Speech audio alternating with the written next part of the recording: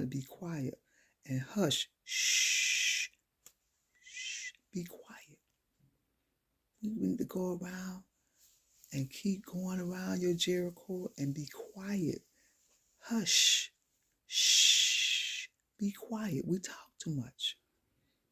We need to move in silence. And while they was going around that Jericho wall, wasn't nobody talking.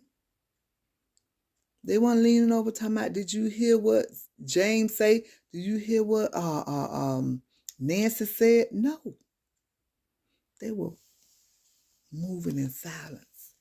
And that's what we need to do, Faith Heart family. Move in silence and have complete faith in our heart that once we get through going around our walls, the wall gonna come down flat.